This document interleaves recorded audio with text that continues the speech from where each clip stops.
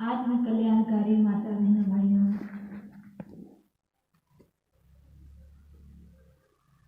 पिछले रविवार की भांति आज भी हमें इस गुरु दरबार के अंदर बैठकर सत्संग सुनने का अवसर प्राप्त हो रहा है। कहा जब भगवान की कहा कृपा होती है तब हमें जीवन में सत्संग की प्राप्ति होती है, साधु संतों का दर्शन प्राप्त होता है और सत्संग से ही मानव जीवन के अंदर जो विकार है कहा वो सत्संग से जुड़ता है। क्योंकि सत्संग तो हम सुनते ही हैं और कोई भी प्राणी ऐसा नहीं है जो बुद्धिमान नहीं हो। सभी के अंदर सही गलत क्या है सबको परख करने की क्षमता है, लेकिन जीवन के अंदर जानता है कि सत्य क्या है और असत्य क्या है। जानते हैं कि हम इस संसार में आए हैं, मुझे जाना है, लेकिन फिर भी इंसान जो है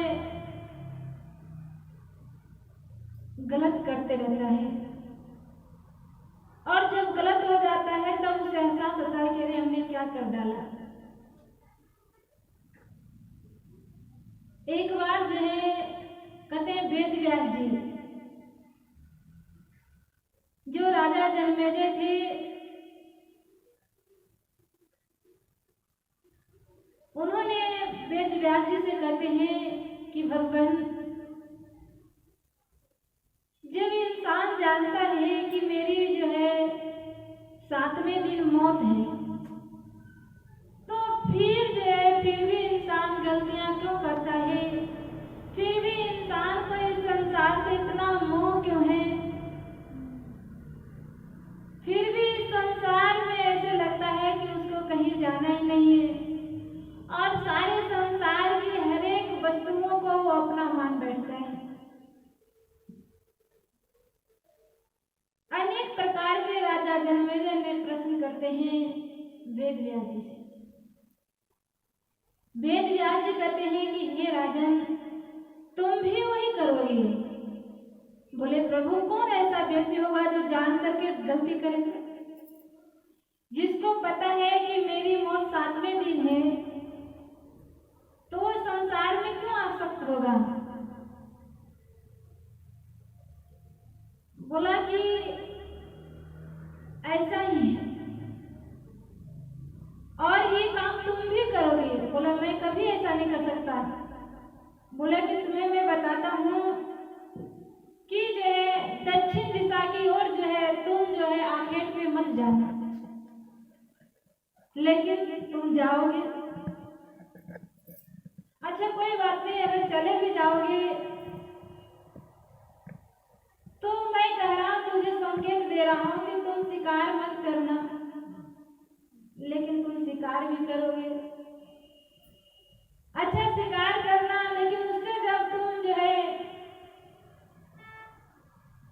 जीव को जब कोई जंगली जानवर को जो मारोगे तो उसमें से जो है एक रूपवती जो है नारी बनोगी, लेकिन उसमें जो है तुम आसक्त मत होना, लेकिन जो है तुम आसक्त भी होगे।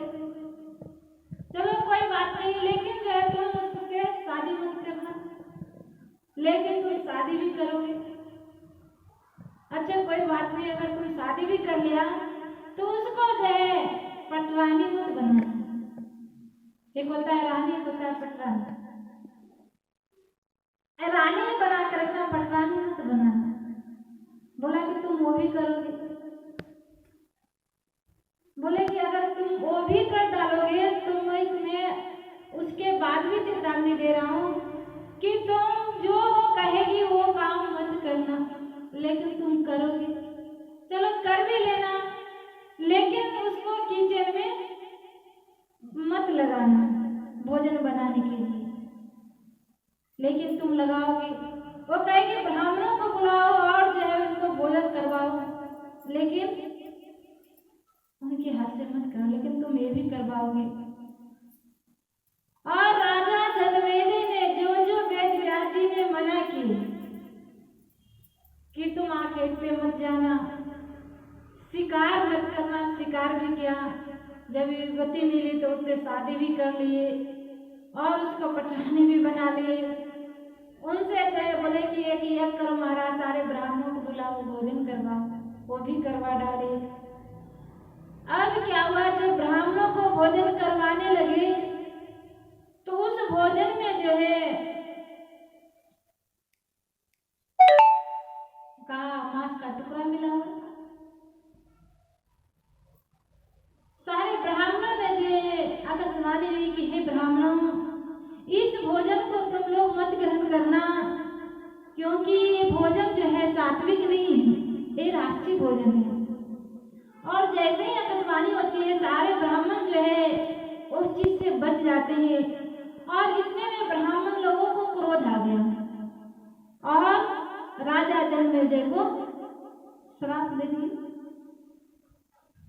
राजा जनमेजय को कोई गलती नहीं, लेकिन श्राप किसको मिला? राजा जनमेजय को। और जब देखते हैं बोलते कि नहीं, हमने तो कोई भोजन में जो है अशुद्ध पदार्थ नहीं मिलाया है। वो किचन में जाते हैं, देखते हैं ना वहाँ कोई रानी है, ना कोई वहाँ रसोईया है बनाने वाला, कोई भी नहीं है। तब वो राजा जनमेजय को जो है वेद व्यास जी की बातों को, जब क्या हुआ, जब वो हाथ से पंछी निकल गया तब उनको समझ में आया। ऐसे हम सब का भी जीवन है कि हमारे अंदर जब तक ये श्वास रूपी पंछी बैठा हुआ है, जब तक हमें संसार में अनेक महापुरुष मेरे पास आते हैं और हमें बार बार चेतावनी देते हैं कि भाई जिस संसार में तुम आए हो उस संसार में तुम्हें क्या लेना है, उस वस्तु को ही आप ग्रहण करिए, बाकी चीजों को आप त्याग दीजिए। लेकिन इंसान जो है माया के वशीभूत होकर के ये भी चीजों को कामना करता है, इस बीच वस्तु को भी कामना कर लेता है और अनेक प्रकार की जब कामना करने लगता है और कामना से इंसान के अंदर जो है विकार उत्पन्न होता है और वही गलती पे गलती, गलती पे गलती, और जब जीवन में अंतिम जो श्वास निकलने लगता है तब उसको याद आता है कि अरे हम इस संसार में तो आए थे, लेकिन क्या हुआ, भटकते भटकते अपने जीवन को बर्बाद कर दिया और कभी भी सत्य को समझने का प्रयास नहीं किए। कभी भी जो है संतों के बातों को हमने विश्वास नहीं किया, कभी भी जो है ज्ञानी महापुरुषों के सानिध्य में जाकर के उन्होंने हमें चेतावनी दी, लेकिन हमने उनकी बातों को विश्वास नहीं किया। और इस कारण जो इंसान गलतियां कर लेता है। कोई कहता है मैं माया पे विजय प्राप्त कर लिया, लेकिन सजनों बड़े बड़े ऋषि मुनि भी माया पे विजय कहते हैं। माया भगवान की ऐसी प्रबल है कि इंसान को जो है भक्ति पद से विमुख कर देता है, न जाने किस रूप में आ जाता है। ऐसा नहीं कि आपको जो है धन दौलत के रूप में आएगी माया, ऐसा भी मत समझिए। माया जो है अनेक रूप में आता है, कभी बेटी के रूप में, कभी पुत्र के रूप में, कभी पत्नी के रूप में, कभी जो है आपको पड़ोसी के रूप में, अनेक रूप में, कभी माँ बन करके, कभी पिता बन करके। और इंसान को जो है ये माया जो है क्या करता है, डामाडोल करता है। ऐसे ही वेदव्यास जी कहते हैं जैमिनी ऋषि थे और उनको जो है जब वो ग्रंथ लिख रहे थे, रचना कर रहे थे महाभारत की, तो उस समय जो है वेदव्यास जी जैमिनी ऋषि को समझाते हैं कि भाई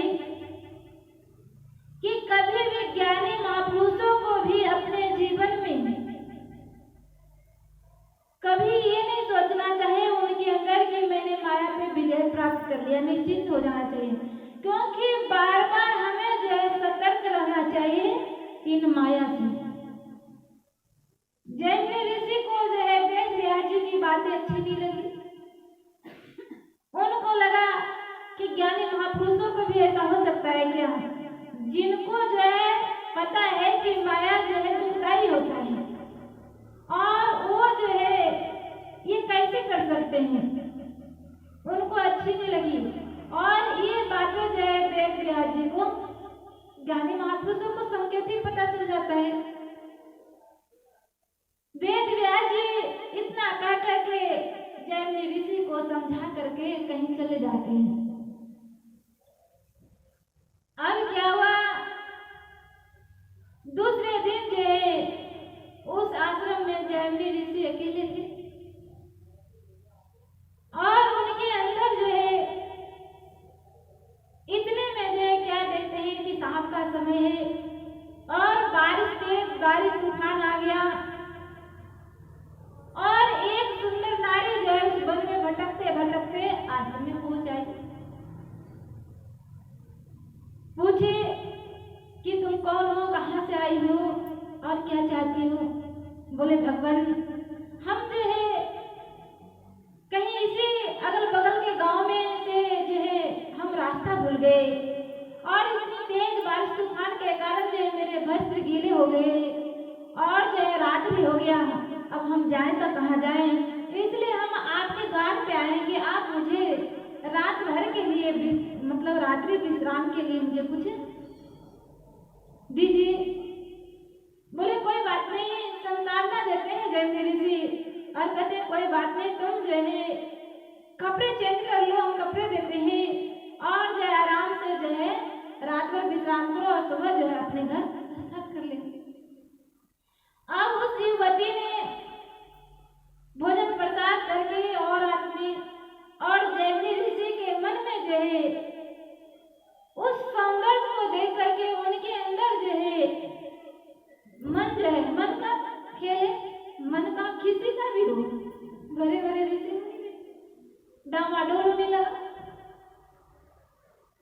रात में दरवाजा खटखटाते हैं जैमिनी ऋषि, बोलते हैं कि हे सुंदरी, मैं तुमसे विवाह करना चाहता हूं। बोले ऋषिवर, आप जो है सन्यासी हैं और जो है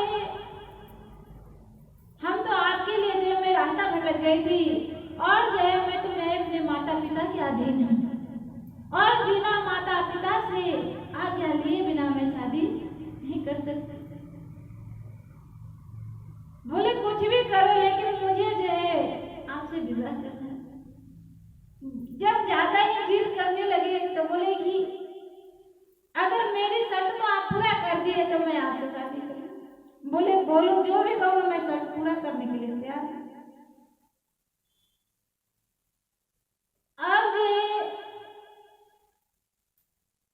जैमिनी ऋषि को और सुंदरी ने बोली कि आप जो है घोड़ा बनिए और मेरे को इस कमरे में जो आपके ऊपर मैं बैठूंगा और मुझे चक्कर लगाइए। जब मैं रुकने के लिए कहूंगी, जब मेरी शर्त पूरी हो जाएंगे तो मैं आपसे। अब जैमिनी ऋषि जो है घोड़ा बनी, उसके ऊपर जो सुंदरी चारों तरफ चक्कर लगाई। लगाते लगाते जब थक गए तो सुंदरी उतर गई। बोले कि हे सुंदरी, मैंने आपकी शर्त को तो पूरा किया, तो मेरी शर्त पूरा करो। जैसे ही जैमिनी ऋषि खड़ा होते हैं और जब अपने चेहरे को फेर करके जब सुंदरी की तरफ देखते हैं तो देखते हैं कि यहाँ तो कोई सुंदरी है नहीं, वेद व्यास जी। वेद व्यास जी को देख करके जैमिनी ऋषि बड़े आश्चर्य होते हैं और उनके अंदर जो माया था वो माया समाप्त हो जाता है और चरणों में गिर जाते हैं। कहते हैं कि हे गुरुदेव, आप जो है मुझे क्षमा कर दीजिए, आपने सही कहा था लेकिन मैंने आपकी बातों को माना नहीं। कि ऋषि मुनियों को भी, बड़े बड़े ज्ञानियों को भी कहा क्या माया हिला।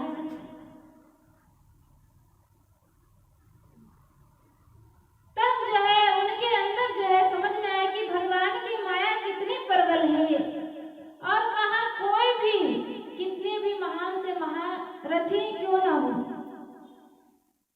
अनेक जीवों को की माया नचाती है। संत नारद जी को नचाए, गरुड़ जी को नचाए, क्योंकि भगवान के प्रति शंका कर दी।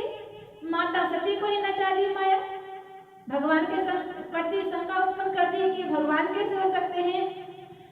कहते हैं ब्रह्मा जी को भी माया ने नचा दिया कि जब भगवान कृष्ण द्वापर युग में आए, और जब द्वापर युग में आए तो जब गोपी बाल वालों के साथ जब खेल रहे थे, गौएं चरा रहे थे, उनके जूठक भोजन साथ में मिलकर के खा रहे थे। ब्रह्मा जी ने देखे, उनके बाल स्वरूप को लीला को देखने के लिए आए धरती पे। देखते हैं तो उनके अंदर भ्रम उत्पन्न हो जाता है कि ये कैसे भगवान हो सकते हैं, क्योंकि ये जो अगर भगवान हो तो क्या ये संसारी जो जीव जंतु है इसके क्या जूठे खाते, शत्रु मिलकर के खाते बाल वालों के साथ। ब्रह्मा जी के अंदर भी माया घेर लिया और उनकी चली परीक्षा ले ली भगवान की, जैसे माता सती ने राम भगवान की परीक्षा लेने के लिए थी।